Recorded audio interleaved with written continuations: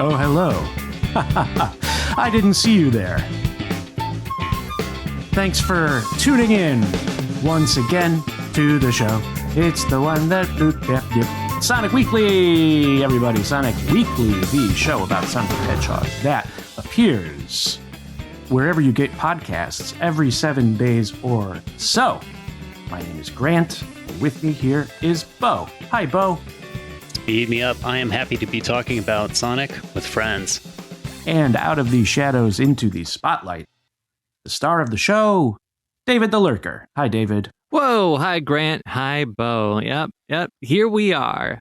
That's right. Here we are. Once again, we are in the saddle, or we're in a chair. I don't think any of us are in saddles when we record the podcast, but I could be incorrect. Now, people at home probably are aware that we can see each other, but they can't see us. But the cameras generally, end above the waistline. So I don't know what anyone's sitting on. So it's not a in saddle. The saddle. I rode a horse once in preschool, and that was good for me. That was enough. Oh, Yeah. Back in the saddle. Have you ever ridden that a horse? song?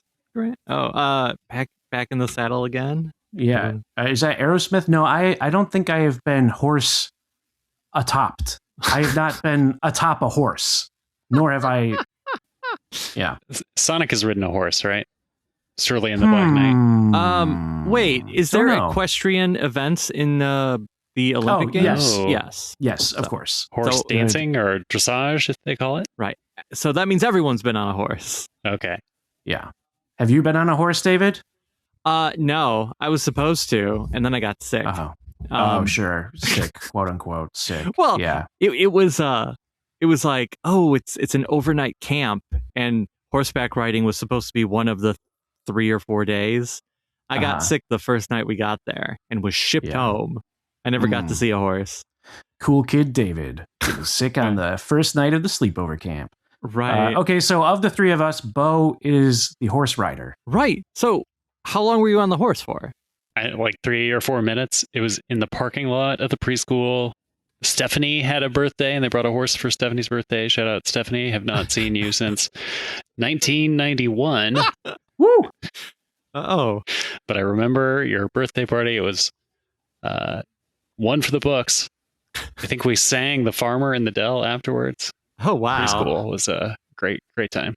Right. So, Stephanie, if you are listening to the show, email in and let us know what you've been up to. For Just the last 3 decades. Just catch us up real quick.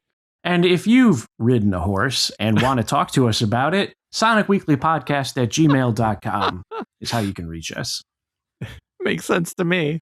Okay, so best horse character in Sonic is what's the character that... Oh, wait, I've got it. I don't need you to look it up. It's Sir Connery, the horse. Right. He's named after Sean Connery, I think. Right. I don't know. But his last words are, or his famous thing in the Archie thing is saying, nay. Like, he's a horse. But he's also saying, like, nay, you shall not pass, Shout out Ian Flynn. He should have gotten an action figure. Everybody's getting an action figure except Sir Connery, the horse.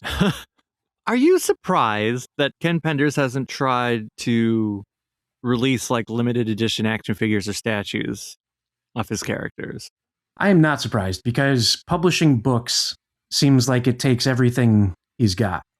Like, it definitely seems like it's a lot of work to self-publish these, which we haven't talked that much about. I mentioned that I got the Scott Shaw collection, and that's the most recent one. And then I think the Shadow Files are coming. We actually have talked about this. I'm remembering. You've mentioned it, but we haven't gone in depth. There was an episode we were supposed to dive into the Scott Shaw collection, but we didn't get to it. And we've been jam-packed nonstop since then. Yeah, with news. Right. And so I guess let's first make sure that we're in the clear. David, what's the news? The news. Okay, beep, beep, beep. I'm looking at the bulletin. Top story this week. It's the only story. Sonic Racing Cross Worlds is being released physically on Switch 2, March 26th. So, if you've been waiting forever, it's coming out. When does the limited run? Is there a limited run statue version of the game? Is that coming in like 28? Oh yeah, or probably like 31. That is right, because we have mentioned the Shadow Generations kerfuffle. The saga. It's going to happen again because there's also a Sonic Crossworlds collection that they announced. So, really? but it hasn't happened yet. There were some people who reported that their order for Sonic X Shadow Generations, the collector's edition, was delayed further. So after that initial shipment, I guess they pulled them, and some people got like emails saying, "Hey, sorry about this. We're rescheduling the date because of quality assurance, etc." So if you didn't get it and you were supposed to get it, you probably got an email, which means you're not getting it. You're never going to get this thing if you didn't get it. If you didn't get the messed up. And I mean, how messed up was it really? Never gonna get it. Never gonna get it. I think never gonna get it. If you got one of the ones with the slightly wonky eyes, and then they fix it, yours is more valuable. You've got the more limited of the limited run. So this is all good for you. Extremely limited run. So, okay. I mean, sometimes there just isn't a lot of Sonic news. There's a little bit of Sega news. True. Just a smidgen. Yeah. A smidgen, a new press release about Echo the Dolphin. Echo T Dolphin. That's right. Wow. Let's see.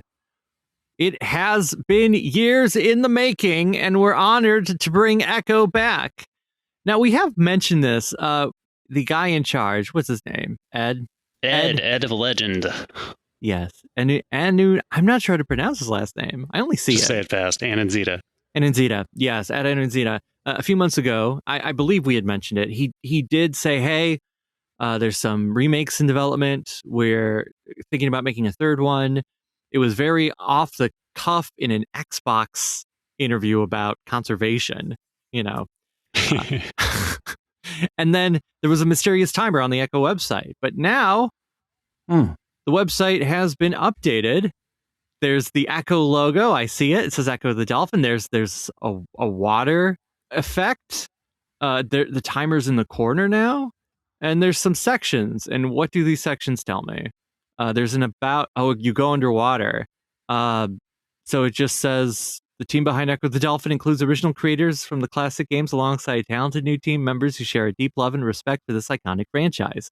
Together, we're dedicated to expanding the Echo the Dolphin IP to the level it has always deserved. You think that's a slam at the Dreamcast game? You know, it might be. That was a different team. Mm-hmm. He's calling it the third one. But yeah, it's not the third. No, yeah. Defenders of the Future is not part of Ed's Echo timeline. If Echo Jr. is, I don't know. But, right. And then it says game, and I click game, and it's just the cover art of the original Echo for the Genesis. Merch is blacked out, and the list. What is the list? Memorializing the players who beat Echo the Dolphin. Oh, God. Okay. Am I on this list? There's only a few. Yeah. Now, to be fair, I used about 100 save states to beat Echo the Dolphin. I feel like I talked about it on here, but I had a very difficult time beating that first game. It is hard. It's a very difficult game. It is. Very difficult. Yeah, we've talked about it. And I'm sure I've mentioned before that Echo Jr. makes it less difficult and more fun. Echo Jr. Come back, Echo Jr. Right. They could do Echo Jr., the son of Jr. Yeah. I mean, it could be like Donkey Kong Country, where Echo Jr. just becomes Echo. And then the original Echo, the very difficult Echo, becomes like Cranky Echo. And it's like, back in my day, we didn't have save files, you know, but it says it in like the Dolphin Echo speak sonar. They just had passwords. Right. I streamed it on FTCR. You can go back into the archives and watch it and hear me go, where am I supposed to go on the map? And it's the worst way to play a game, probably, going, I don't understand. But well, that sounds fun. We enjoy FTCR. But that's good also, because if there's not so much news, that leaves more time for other parts of the show. Yeah. And as we know, as you know, and I know, and Bo knows, Bo knows, and the audience knows, we're going to talk about the origins of Sonic Adventure. But not yet, David. Just hold your horses. Nay, I say to thee. First, we've got to check in with Bo and Rings of Saturn. Rings of Saturn. Rings of Saturn this week is covering a couple of games from the 32-bit era. One of them is on the Saturn home planet, as we always start the adventure on. You guys ever seen on your Saturn in the back, there's a cartridge slot. Most US users don't have much use for it. UK users, one game made use of it, King of Fighters 95. And in Japan, 2 games made use of it, aside from the backup RAM cart. But Ultraman, one of the Ultraman games, a big franchise in Japan, not so well known in the US. It's a fighting game. You got to have the ROM cart. The game will not play unless you have a special Ultraman ROM cart. So that's this game's claim to fame. I don't know what they use the ROM card for. It doesn't look all that good graphically. The load times aren't particularly good, but got to get that ROM cart. Anyway, okay. Ultraman. I did my usual thing. I took a look at this game. I found some cheat codes. Nobody's ever documented these before. Maybe the notable one is a level select that lets you play this unused test stage with some wire-looking graphics. My standard fare on Rings of Saturn. We got cheat codes for days. Exactly. If somebody tried to get a tattoo of every cheat code you ever found, their body would be covered head to toe. Yeah, it's at least a sleeve. Oh, yeah. You need some surface area for this. So that was the Saturn side. Over on the PlayStation side, I took a look at this soccer game. I didn't think it would be very promising, but, leave no stone unturned. In the US, this was called Alexi Lalas International Soccer. Not a very snappy name, if I say so, but in the UK, it was called Three Lions, which I think is a much better name. Ooh. And I found lots of developer Easter eggs in games before. There's one game I found that has a really goofy slideshow of all the developers doing stuff in the office, playing pranks on each other. And then there was the guy who had the marriage proposal. You remember that one? Very wholesome. Oh yeah, love that. Then there was the ET one with the bizarre Bin Laden thing. Mm-hmm. And then there was the nude card girl in Knockout Kings. That one was a little crass, right? Mm-hmm. That's right. I got another crass one. I want you guys to react to this. I've put this into our break room channel. Oh, a little short clip here. I'm watching. Going in the room. Oh my lord! No way. That's not what I'm. Oh my goodness gracious, David! Oh! David! Oh! Wait a minute. Now come on. Okay, hold on. Now come on. For the listener at home, this is a very involved Easter egg. You've got to put in one cheat code to unlock some teams, so you can. Who's this a special team? Yeah, so you got to put in cheat code number 1. Then you got to set up two particular teams. It's got to be England 1966 versus the Republic of Ireland. And then you put in a different cheat code. And then you start the game. The players, they run out on the field. And then they normally they pose for a photo or something. There's a row of guys in the back and then a row of guys kneeling in front. Mm-hmm. But when you do this Easter egg, the guys in the front, they're turned around so that their faces are in the groin areas of the guys in the back. And it looks like, well, I mean, you know what it looks like. So what is the significance of this? Is it this development team really didn't like the England of 1966? I guess not. Players? I don't get it. Why is the Republic of Ireland involved? It's, aside from the Bin Laden thing, the most bizarre thing I've uncovered in a game. Wow. Well, I mean, number 21, whoever is in front of number 21, he looks really happy.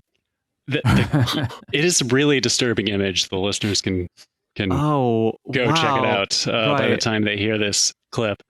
Yeah.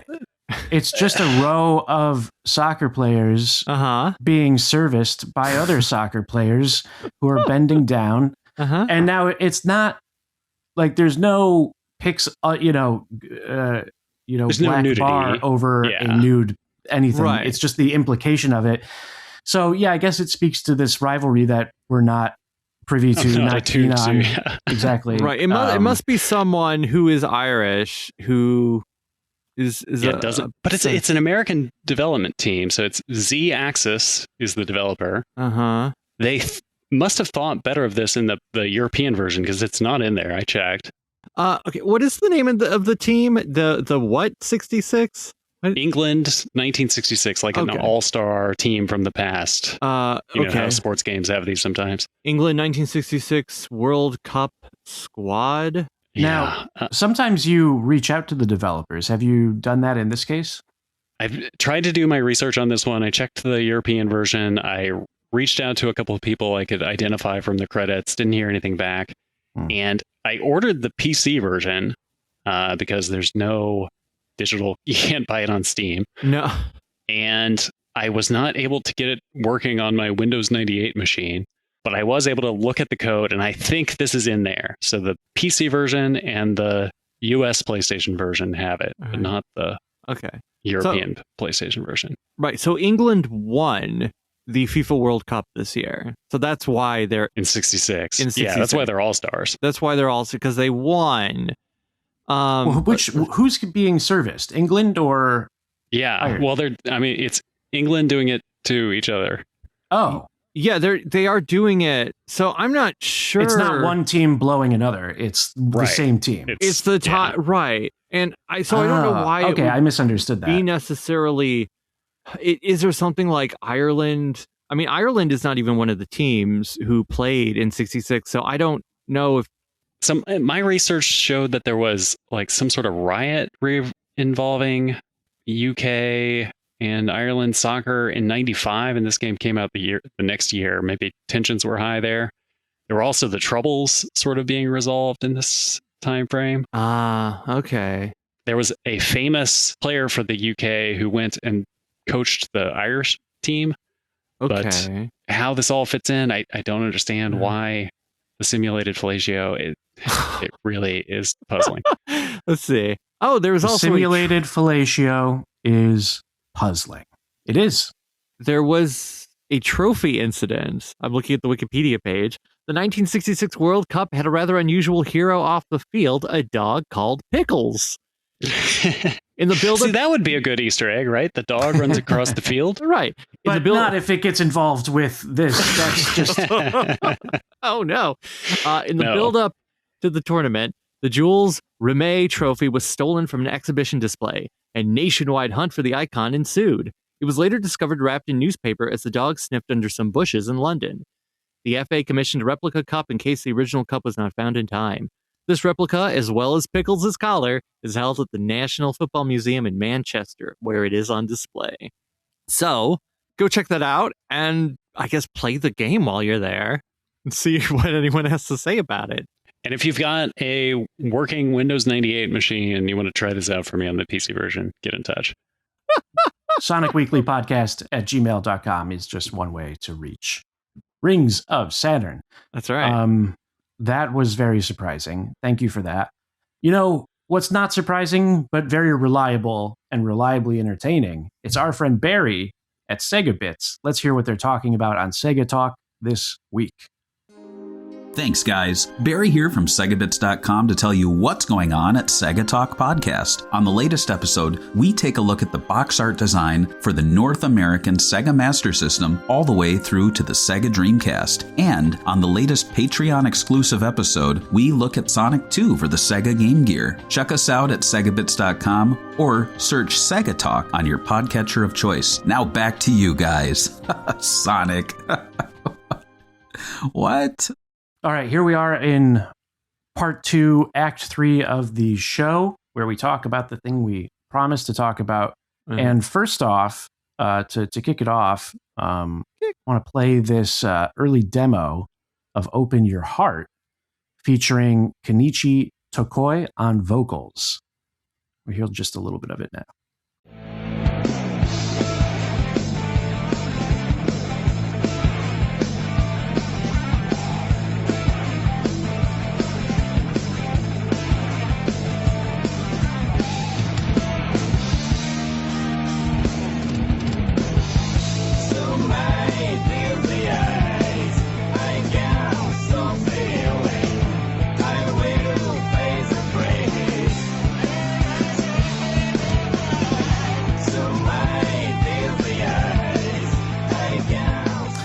Well, until earlier today, I didn't know that existed. I didn't know that that demo version was out there, but Bo knew, and I guess David knew too, because you guys were like, well, let's play that. And I was like, well, which version? And there's multiple early versions floating out there. It is a little bit like Open Your Heart, but you think you're having a stroke because it sounds all off. And right. And you're not like sure, like if it's, as like, well, for me, my ears, I was like, oh, are those English lyrics or that I'm just not hearing they well? The same lyrics? Yeah. Right. So that is a little bit different than the version that was on the website, right? Before. Yeah. Right. Because the version on the website does have English lyrics and they put it up before Johnny. Right. It's not Johnny singing it. It's the same singer, English words. It was put up before they did the presentation in August. It was like they were just slowly teasing and trickling, and they were like, "Hey, we're doing stuff. Here's the poster with the grin. We're gonna do the presentation at the Tokyo, whatever it's called. You know, that place. TGS? Yeah, no, not TGS. Oh, it was they had it at the Tokyo International Forum, right? Because the Sonic Adventure announcement was a big thing. It was its own event. It was not connected to E3 or the Tokyo Game Show or anything else. It was just strictly Tokyo International Forum, August 22nd, I believe. Yeah, you know.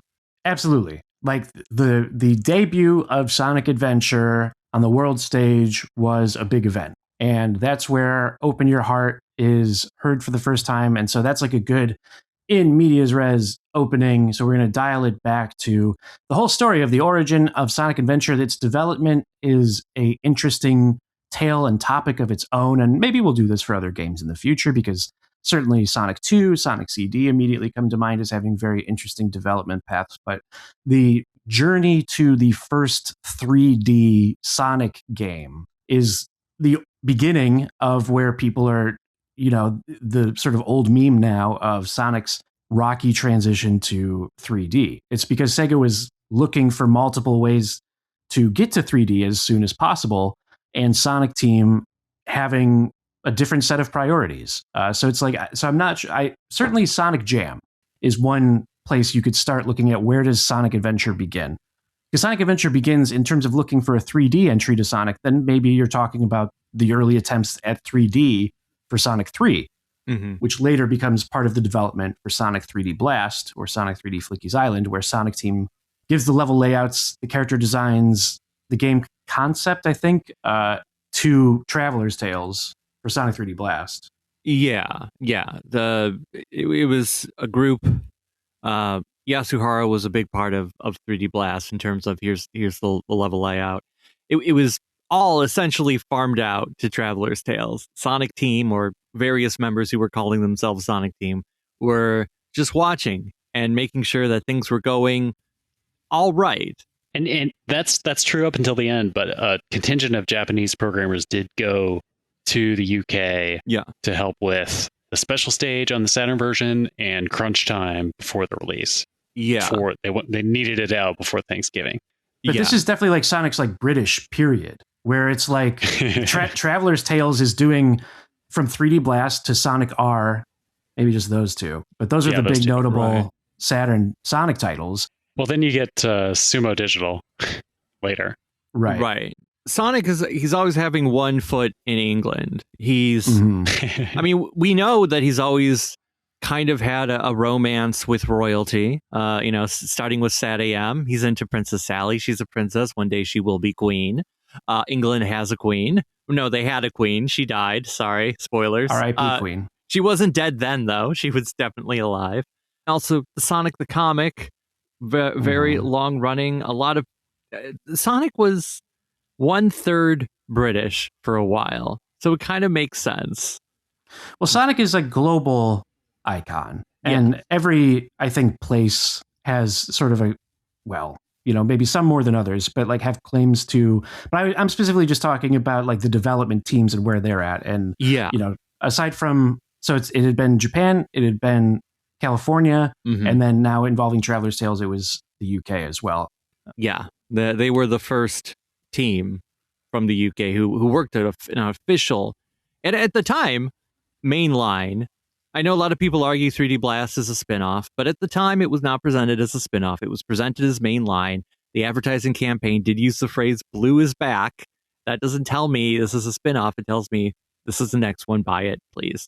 Yeah, it retroactively did not influence the rest of the series, so it seems out of the main line. But at the time, you would have been forgiven for thinking it was the main line. 3D Blast, we're saying, right? Yeah, yes. 3D Blast. But I think this is the right place to start looking at the adventure stuff, because the special stages in the Saturn version are very closely related to Sonic Jam's 3D World. The models are compatible with each other. You can move them back and forth between the games. It's very clearly the same engine in the code. And so like the development timeline there, I don't think we quite know. Like the story goes that Iizuka was doing these 3D concepts for a Sonic RPG, and they were doing test levels, and then they didn't want to get rid of it, so one of them made it into Sonic Jam. But the Sonic 3D Blast special stages precede that. So I'm really curious about when things were happening there. Right. What we know is that after, Sonic and Knuckles, Yuji Naka returned to Japan, teamed back up with Oshima, officially formed Sonic Team, because it was not an actual entity before that point, just a fancy title, and proceeded to make Nights into Dreams. And may I interject with a comment/question, which is like Sonic Team then it becomes the core of like Naka and Oshima, right? Because Yasuhara is not involved at this point. No, he is not. He remains in the United States. I'm not 100% sure where he is currently. I feel like he's a mysterious man who lives a mysterious life, which is fine. Let him be mysterious. He was with Sega until, 99, 98, 99, something like that. The Floygan Brothers was his last game. But in between, he was involved with 3D Blast, Sonic Extreme, and also like the amusements side of Sega, where, credits are a lot more hidden. So he was working on things that may have even been released that we don't know he was directly involved in, because it was part of the amusement side. But Sonic Team. Yes, Sonic Team itself. And Oshima as the core. Then they're bringing along people like Iizuka, Hoshino, other creative talent with them. But like the Sonic Team involvement with Sonic is like they avoid it for a minute. There's Nights into Dreams, there's Burning Rangers. But it's also fair to say that they're not quite like wholly separate from Sonic, because Sonic is even in Nights into Dreams as a bonus. Yeah. Or at least in Christmas Nights. Is it both or just Christmas Nights? It's just Christmas Nights. But just Christmas Nights. Yeah. Okay. Right. Initially, Yuji Naka had come up with the idea of the flight game in his head. Oshima was also very insistent on not wanting to make another Sonic game. He had done one, he had done CD, he wanted to do something different. Naka wanted to do something different. Part of the pitch of Nights into Dreams was that when they presented it to whatever higher up, they made them think they were going to show them a Sonic game. Like, we're working on a 3D Sonic game. And instead they showed them Nights, and they went, where's Sonic? And like, what do you mean? This isn't Sonic. Who said anything about Sonic? Right. But it impressed, the presentation impressed, and they went, you know what? Go ahead, make this instead of Sonic. And that gave them the freedom. I do remember that they thought Nights would take like a year to make, but it ended up taking 2 years, which is part of the reason why Sonic Adventure took so long to actually come out. But if we do look at the timeline, it is the middle of 1996 when they finally start thinking about making what becomes Sonic Adventure. Right? And a lot of that is, the elephant in the room that we haven't brought up yet is Sonic Extreme. Yes. Which is the canceled American Sega Technical Institute, STI project. it's a notably different STI than the one that had developed Sonic 2. Mark Cerny is no longer involved. It's a different creative leadership. I think I looked this up earlier. Roger Hector?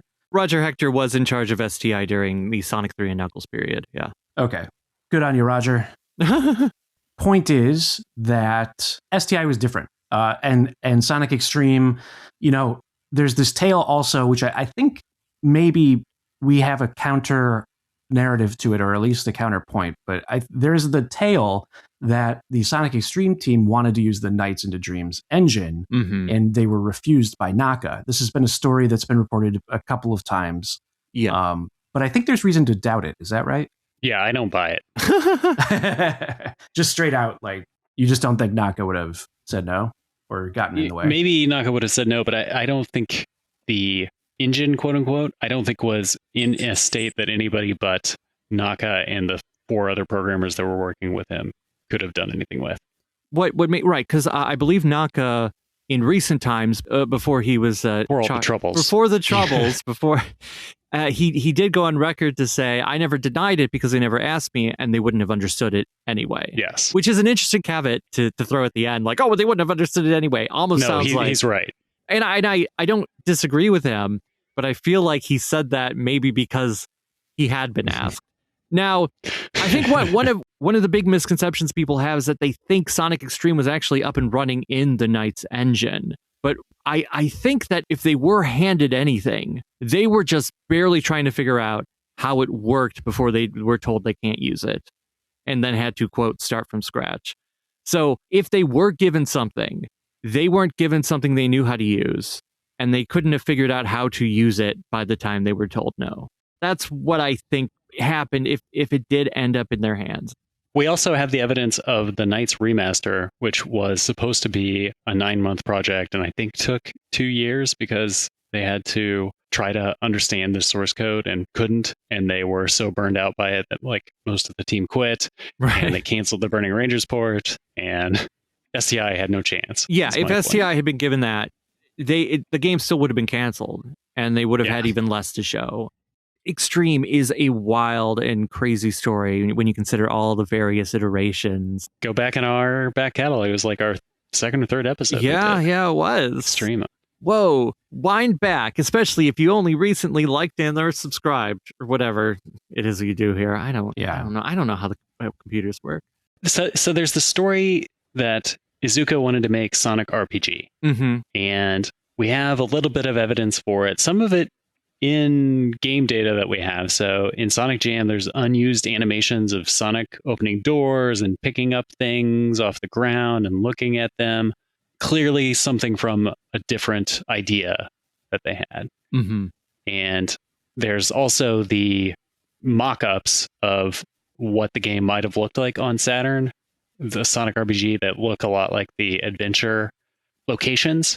Yeah. And maybe that's the entree to the locations. Like there was a lot of work done to establish the visual philosophy of Sonic Adventure. Right. They took work vacations to travel to a number of different places. In South America. Yeah. In South America, yeah. They went to various Mesoamerican landscapes, including Cancun, Guatemala, Peru, Machu Picchu, the Tikal ruin in Guatemala, and Machu Picchu in Peru. So that's pretty cool. I mean, you've seen photos, or hopefully you've seen photos, or go look up photos on Sonic Retro of some of the pictures that Sonic Team took, some of the photographs that they took and then shared with us of Naka and the Sonic plushie at these temples. And you're like, oh my gosh, that's literally what they put in Sonic Adventure in the Mystic Ruins. Right. Some of the textures are literal photographs they took. It was November 26, 1996 is when they arrived, and it was 6 key members of the team: Yuji Naka, Takashi Iizuka, Kazuyuki Hoshino, Tetsu Kitano, who is the main programmer, Hiroshi Nishiyama, a lead field artist, and Nobuhiko Honda, another lead field artist. A glaring and a very obvious name is missing from that list, and that is Naoto Oshima.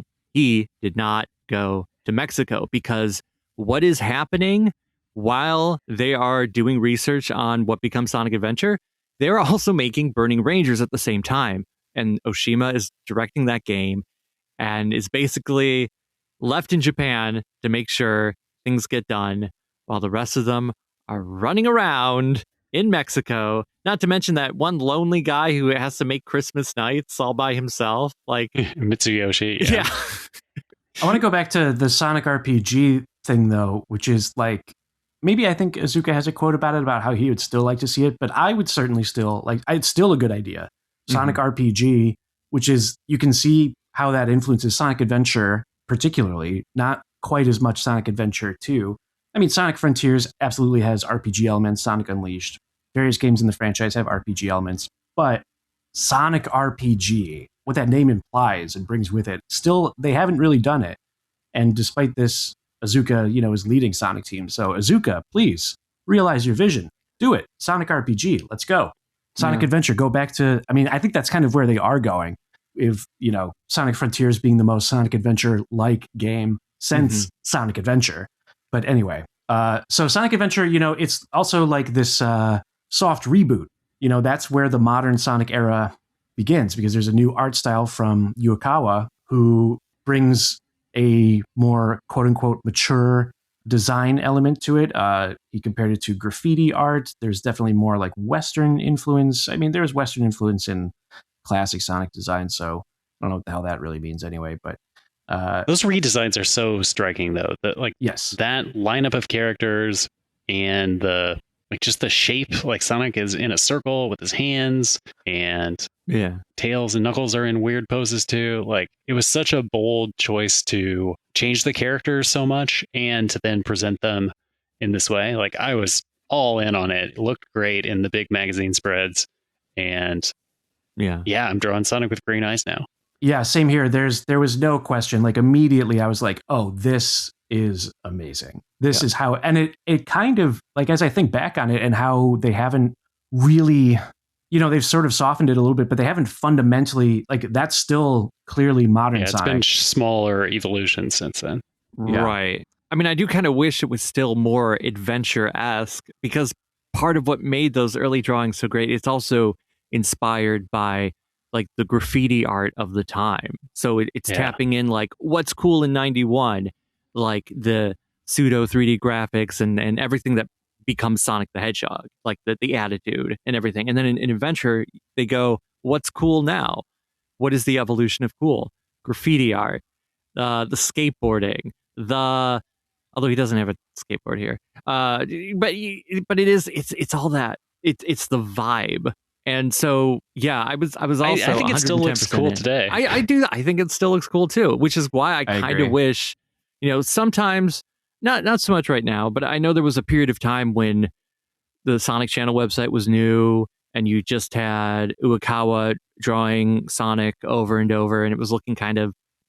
Every drawing looked the same for some reason. Yeah, it lost something. Well, I sort of want to challenge that by presenting to you this image from the Wikipedia article on Sonic Adventure, but it's a early sketch, I suppose, from Yuakawa, and that is an image that I feel like they would use today. Like, that doesn't seem far off from the current Sonic model. Yeah, for the listener, this is showing Sonic in kind of a stylized pose, not quite the full hand gesture circle that the Sonic Adventure Sonic has, but it's a little more conservative. Yeah. And there's also, this is great radio, us describing pictures, but it is a lineup of like 4 concepts that they had for the redesign. Oh, yeah. And 3 of them are more conservative. And then Oshima's is like closest to the werehog. Yeah, I would say it's kind of like almost like Tasmanian Devil. Right, the Takumi Miyake, right? The Oshima one is with the grin with the bared teeth. Oh, okay, that's Oshima. Okay. That's Oshima. Oh, so it's numbered 2134. Now I see. It's because it's printed in Japanese. You're reading it from the other way around. Sense. Yeah. Okay. And it's funny because the initial Yuakawa design is the one that seems to skew the closest to what Sonic had been up to that point. He's just a little It's more conservative, for sure. What we're talking about, it's an image that I believe was printed in one of the Sega Harmony issues. I don't remember the exact number, where they were like, "Oh, hey, here's what we're doing with Sonic." Some of this concept art did end up in some weird places. A couple random Sega arcade games they've thrown on the back. the Satoshi Okano concept art, I think, is also important because he is sort of the bridge between that classic Genesis Sonic and then what we end up in Adventure. His art, some of it was made for, Sega Saturn magazine. Some of it he was commissioned for to just do within Sega.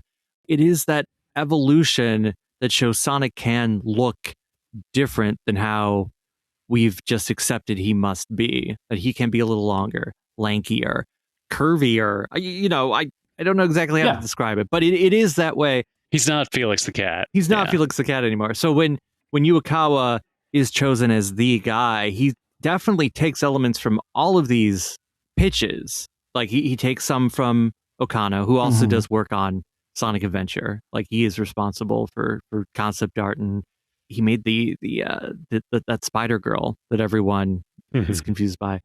Oshima's grin, and even some of the weird posing from Miyake. It is all merged together into a single new Sonic. Green eyes ablaze. But yeah, green eyes are also not in any of those concept art. So it's beautiful when you put it like that. says it. Oh, does it? Oh, yeah. Sorry, I'm looking at sort of a thumbnail. Okay, yeah, you're right. It's a hint of green. The Werehog one has red eyes. Yeah, the Werehog guy is red. That's so weird. Can you imagine if they actually went with that? Like if that was suddenly Sonic? It would have been the end strange. Of it. That would have been a hard brick wall that it would have found itself colliding into. Okay, I want to present you guys with a choice B for the next, okay, so do you want to talk about the level design and kind of the new characters, or do you want to talk about the music and how that also evolved Sonic's identity? Can't go wrong either way, I say, but let's say music. Okay, so music is when Sonoe gets promoted, and it was the first time where he was sound director. He had more responsibilities compared to previous games, but he contributed to Sonic 3, and I think Sonic and Knuckles, and obviously to Sonic 3D Blast. Yeah. I say obviously, like everybody just retains the same level of Sonic. You haven't heard his demo tapes? That's right. I like this quote that the sound team preferred hot, funky, and rock and roll music. And that's true. That is what it sounds like. It sounds like hot, Shelter, funky, everything, Knuckles tracks in particular, and rock and roll, Open Your Heart, Sonic's tracks. Yeah, that it's definitely like it's a new sound for Sonic in the same way that the design is a new look. It's a whole overhaul of the brand, and the characters get themes that describe the character's point of view with, I would say, a astonishing amount of nuance. Yeah, not only do they get voice actors and you hear them speak, but you hear like a different voice of them in their vocal themes. Right. Yeah.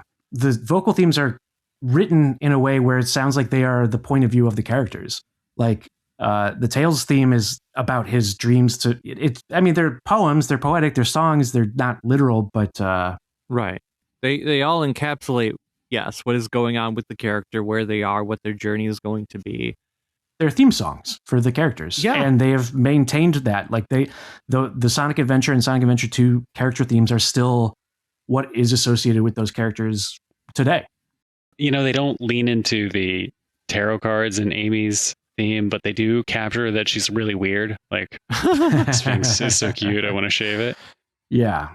She's a passionate character. I think that is central to Amy. Amy Rose maybe gets the biggest change from how she looks in the classic era to how she looks in the modern era. And it's just a change of clothes and a change of hairdo, but those differences, along with the new style, she definitely seems like a little older. She seems like more like cool. We see her like walking and shopping or holding a grocery bag in the city. So she just seems like a cooler character, whereas classic Amy seemed definitely like a kid. You're like saving this kid who's in love with you. And then Amy... Yeah, she's living in the city. She's buying groceries. Right. She's going to theme parks on dates. Does she have to pay like taxes?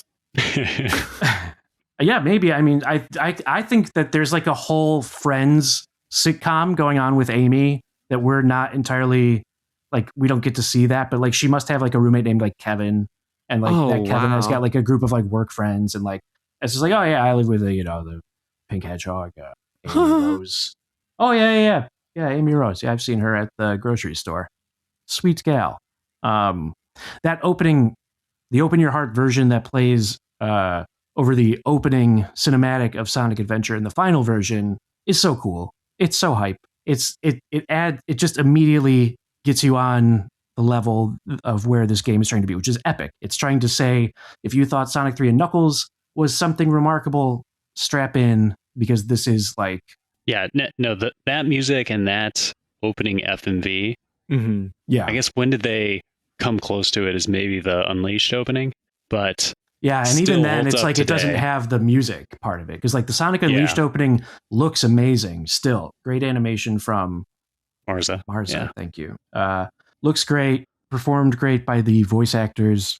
But yeah, there's not like an Open Your Heart tune that goes along with it, at least not at that intro. What else can we say about the music? I mean, it's great. We've talked about the music quite recently, but not the Sonic Adventure music, I would say. Right. Just can we do from memory, what are the first sounds you hear? Okay, so you hear the Dreamcast booting up, the little right, and then you hear the Dreamcast GD-ROM, right. Don't forget the VMU. The batteries aren't in there. You can't. Sonic Team, right? Yeah, Sonic Team. Sonic and Team. then does it go into Open Your Heart? Yeah. You hear that? It starts with doo-doo-doo, doo-doo. Yeah, the right, chime. and then the. We could put the audio here. If the editor feels like it. No, it's much better a cappella. Oh, okay, right. Yeah. Right, and then... Right, you get Station Square Before the Flood, and then...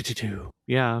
Right. The drums. And then it spoils the end of the game and shows you... that is one of the things. See, because when Sonic Adventure was announced, well, actually, right before Sonic Adventure was announced, one of the images that got leaked was Perfect Chaos crashing out of the skyscraper. And so you think, oh, okay, when does this happen in the game? It doesn't occur to you that this is the end. You think like this has got to be something that happens, at the beginning, in the middle? No, you just got to play the whole thing. I always found that funny. No one cares about spoilers. I feel like you couldn't do that nowadays. You couldn't just be like, this is the end, sorry. Yeah, I guess the surprise is just how many times does Angel Island rise and fall in the story. That's right. It's about 7. There's quite a lot. Yes. Who blew it this time? Yeah, and then from there you go to the character select screen and you get the choose your buddy. That's where I was going. So in the press start screen, you've got instrumental Open Your Heart. You hit start. Is it select a file? Has its own music? Yeah. I think so. Select a file. And then you gotta you select a file. Choose your mode. Yeah. Right. Does that have its own theme? I don't think. No, that goes back to the that's still screen. The opening top menu. Yeah. Okay. Yeah. Right. Okay. Yeah. And then choose your buddy. Yeah. Choose your buddy. But the only character you can pick at first is Sonic. Everyone else is Sonic. It's grayed out. You can see them. You can watch Big walk all you want, but you can't pick him until somebody meets him. Right. As an aside, like when you play Sonic Adventure, do you hop between characters or do you just do one all the way through? I think when I first played, I did as much Sonic as I could do that evening. And then when I resumed the session, I was like, ooh, I can play as Tails now. And then I did Tails. Okay. It really just depends where you are. Yeah. I think I've always been someone to hop around, except Sonic's is the first to always be completed. Because like I'll try a little bit of each of the characters as soon as I unlock them, I think. But then go back to Sonic. The new characters are interesting. It's interesting that Sonic, Tails, and Knuckles being playable, that's not new. It's new that they're in 3D and how they work. Yeah. But Amy being playable and then brand new characters. Outside of a car. Yes, that's true. Thank you. With the hammer. And then Big the Cat is a very funny character to introduce. And then E102 Gamma is also bringing some of that Sega Saturn Panzer Dragoon style lock on and shoot type gameplay, which you also see in the tornado levels. Those are the Sky Chase levels are very Panzer Dragoon. But Big the Cat comes in only because they have a fishing gameplay that they want to, but they don't know what to do with it. Like, so rather than just having Sonic go off to go fish, they're like, oh, well, let's have like a campaign around it. And then Big the Cat becomes, sort of like, I mean, you can see what he becomes, which but I don't know too much. I don't know if we know too much about his development. We know sort of the thought process that leads to Big the Cat, which is like having this comical outside observer character. And you can see like there's definitely like a Miyazaki influence. Yes, in his design. It's fairly obvious with My Neighbor Totoro coming to mind in terms of like a similar looking design. Do you guys remember any feelings about Big the Cat at first? I think now Big is pretty beloved, but yeah. I didn't like his American voice acting. Froggy? Yeah. Right. You didn't like Duke Nukem voicing Big the Cat? I did like his theme song, which is... The theme song, yes. Right. Is inscrutable lyrics. As things slowly trickled out, right? The Songs with Attitude album, that came out before the game, correct? Like certainly before the US release, right? Probably yes. Both soundtracks were out before it was released in the US, but I was trying to remember if just the vocal album was out beforehand, which I think it was. Yes, it was. I was downloading the Real Player audio. Yes. Of as much as I could get, and I had Big's theme. Oh, wow. Right. I do remember them being put up. I remember the website very vividly for whatever reason. I do. Yes. Songs with Attitude came out December 2nd, 1998. So that's definitely before it was out in Japan. Even before the game. Wow. Yeah. Right. And before that, they were just little teases. The first time we really got to hear them properly were those 30-second commercials for the games. And then came the disc. I mean, the whole lead up, the whole build up to Sonic Adventure was a magical time. And of course, we had no idea what was going on behind closed doors, how frantic or not frantic anyone involved in the game was. Right, because it's like this hugely ambitious project, and then they give themselves, and it's tied to the launch of the Dreamcast. We mentioned that it started as a Saturn game. Yes. And then once it became that the Saturn was not going to continue receiving support, the Saturn's next piece of hardware, which was codenamed Katana at the time, which becomes the Dreamcast. And they even had some influence. Iizuka had some influence of like, actually, we want more. Naka. Maybe it was RAM. Oh, okay. Iizuka or Naka said that they influenced the design of the Dreamcast and its power capabilities for the benefit of Sonic Adventure. Right. I think that was a moment where Naka probably felt plugged in the most into what is Sega. Maybe that's when he felt like he finally earned respect. If we consider like he made Sonic 1, he quits, runs away to America, comes back, makes Knights, and now look at him. They let him go to Mexico on Sega's dime. He's like, here, you got to do this, this, and this with the hardware to make sure my game works. Naka's rolling high. He's wearing that white suit, he's just running, or tan suit, or whatever it is. He's running around. He comes out of an egg. He came out of an egg. Look at him. He had just canceled Geist Force. Right. This is peak Naka as Rockstar is the build up and release of Sonic Adventure, I'd argue, which is also, funnily enough, when he thought he was dying. During the development of Sonic Adventure, he discovered that he had like some sort of stomach pain, right? Yeah, and it was like, is this a tumor? Like, do you have stomach cancer? And he was like, oh God, am I dying? To buy the fanciest car possible. Yes. I assume it was an ulcer. He worked. Right. It was benign. It wasn't anything serious, but it did kick off his love of buying very expensive cars, which is perhaps why he did some insider trading later. But it is an interesting dichotomy of like, look at Naka, he's at his peak, but also he's exerting the most control, but he also thinks he's dying. And yet technically this is Iizuka's game because he's the director, but Naka's the one who's sitting at the Tokyo International Forum announcing the game, talking about the game. This is his baby and he's showing it off. When you get the VHS tape of that presentation, it's Naka who's sitting there going, hey, thanks for pre-ordering Sonic Adventure and giving me money. Now we're going to look at what announced this game to the public back in August. Thank you for your money. I can buy another car. I'm not dying now. I think that's an exact quote. I forget exactly. I wish David the Lurker was a more reliable narrator, but we always have to. But what a perfect way to bring it full circle, just like Sonic's pose on the cover of Sonic Adventure. Mm-hmm. We're not necessarily done talking about Sonic Adventure and the origin of it. There's a lot more to talk about it, but we'll save it for another time. We'll save it for next week or whenever we do it. Probably next week. Next week, you can look forward to guest Aaron Long, and we're going to talk about the animation of the early 3D Sonic games. So the cutscenes of Sonic Adventure and Sonic Adventure 2 and Sonic Heroes, we can get into that next week. But for now... Oh God, I guess we are done. Heck. Can't help it. It's because it's been an hour. And you've listened to us for an hour. You probably...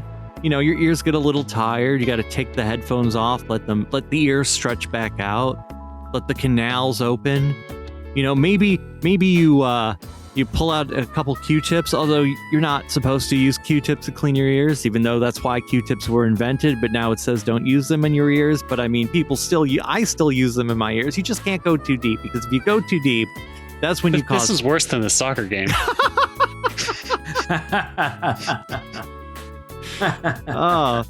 But if you've enjoyed our talk about Sonic Adventure and you want to hear more, because we are going to talk about it more next week, we're going to, we're always talking about Sonic here, and you haven't done so yet, I think that maybe, just maybe, you should subscribe to this podcast using your podcatcher of choice, be it Apple Podcasts, Spotify, or, for the Android faithful, Podcast Addict.